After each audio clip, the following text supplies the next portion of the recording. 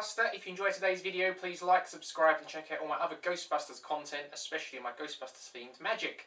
And in today's video, I'm going to be showing you how I made these Stay Puft Marshmallow Cascading Cupcakes. Okay, so to make the Stay Puft bags, I've had these printed on rice paper from somewhere online. Now, you don't have to use rice paper, you do if you want these to be edible, but you could just make them out of regular paper and then take them off before you eat the cakes. So I'm just going to cut one of these out.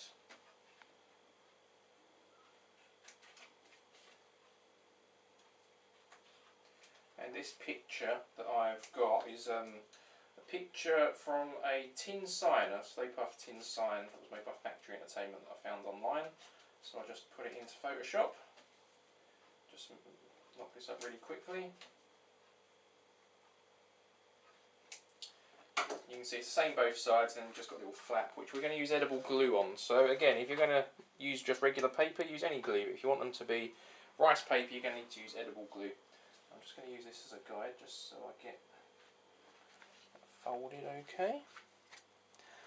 And one thing with the rice paper is you will see that it does crack a little bit there. So now that I've done that, I'm just going to grab some edible glue.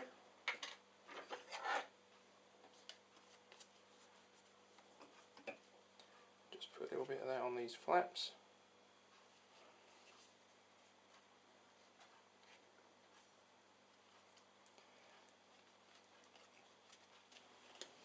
Okay, so I just need to let this dry, obviously, but what I'm going to do, I'm going to take an edible blue cake pen and I'm just going to colour in these little white cracks from the bottom. Not something you have to do, but I think it'll just make it look a little bit neater. Okay,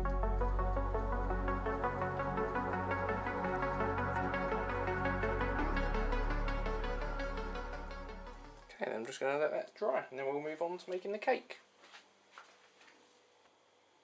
Okay, so to start we're going to preheat our oven to 180 degrees Celsius. And then what we're going to do is we're going to have 110 grams of softened butter, which I already have prepared. And then we're going to put in 110 grams of caster sugar.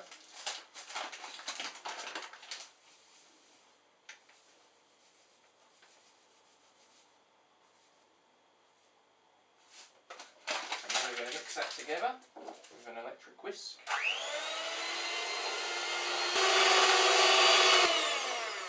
And then add in 2 eggs.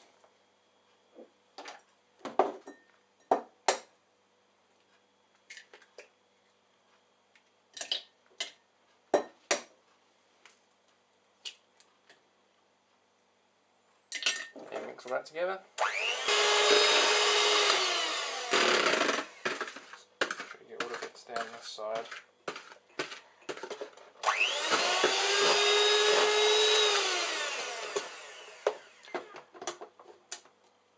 And then we're going to put half a teaspoon of vanilla flavouring or extract. I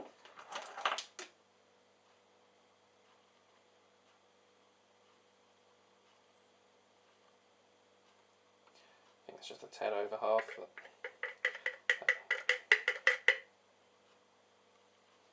And just a little pinch of salt.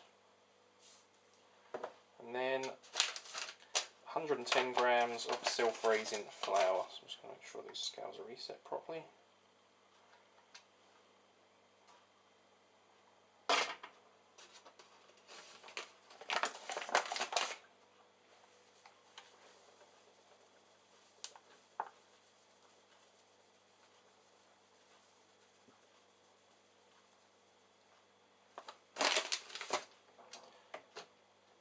And then we're going to mix all that together.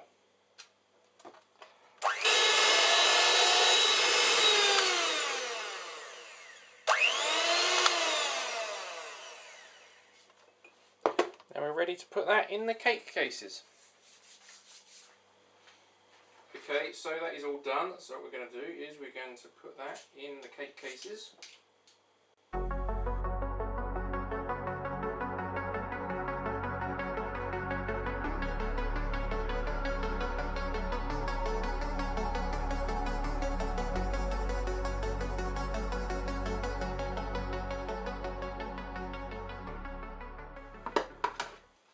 Okay, and then that's going to go in the oven for about 15 minutes.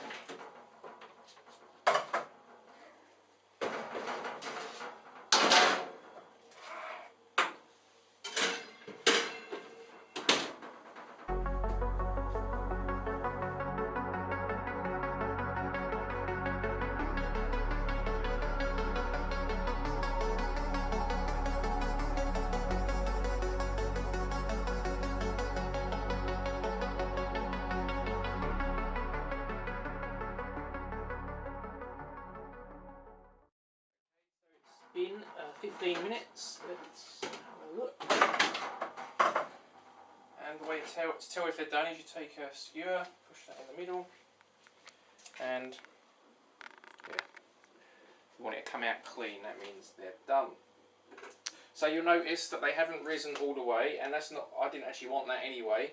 So if you want your cakes thicker and higher, obviously put more of the batter in the cases. But I wanted them a bit lower because I'm going to fill these with the marshmallows. But anyway, now what we're going to do is we're going to put these onto a wire rack and give them time to cool before decorating. Okay, so we're ready to decorate the cakes. What we're going to do is melt some white chocolate, and I've got the pan preheating ready for that. But before we do that, what we're just going to do is take some chocolate fingers. And we're going to take our cakes and we're going to push a chocolate finger into the cakes.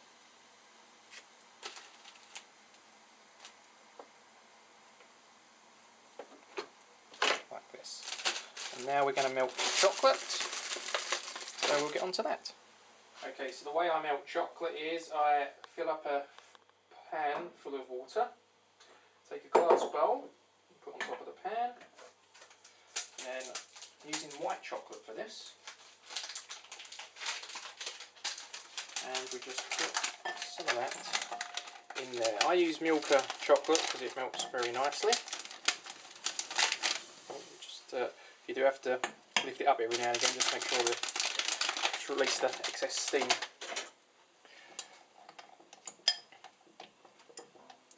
We're going to need a little bit more actually. Let's just put it all in.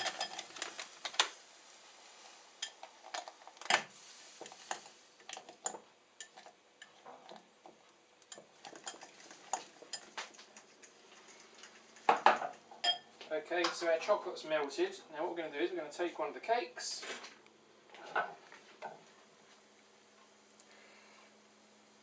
And we're going to put that on.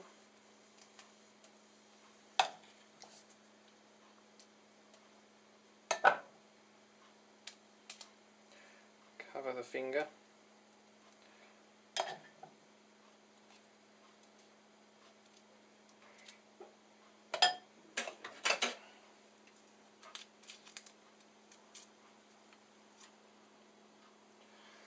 And then we're going to take our marshmallows and we're going to pour some marshmallows into here.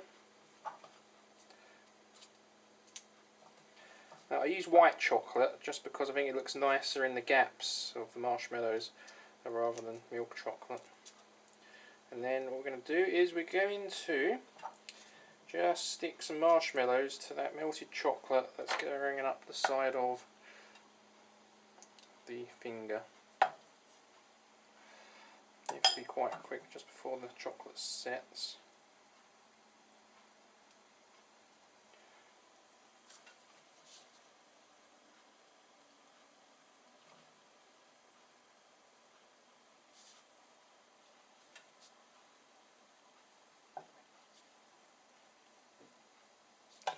Then what I'll do is I'll put that in the fridge just to make it set a bit quicker, and then if I have to fill any gaps, I will. Okay, so I've piled it up, I've let it set in the freezer just for a few minutes just to make the chocolate harder. Try and go a couple of individual ones up rather than a big bundle, because what we're now going to do is we're just going to put a little bit of white chocolate around the top. And then we're going to take one of our little bags we made earlier and we're just going to put that over like this to give the impression that the marshmallows are being tipped out.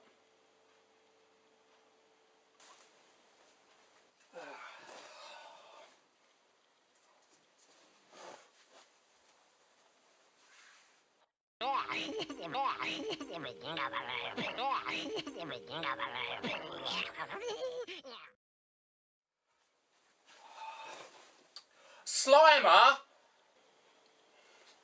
So that is the Cascading Stay Puft Marshmallow Cupcakes. I hope you liked. If you decide to make some of these, be sure to tag me in any of your pictures. Just search the Magic Ghostbuster on Facebook. Anyway, I hope you liked it, and I'll see you in the next video. Until then, keep on busting.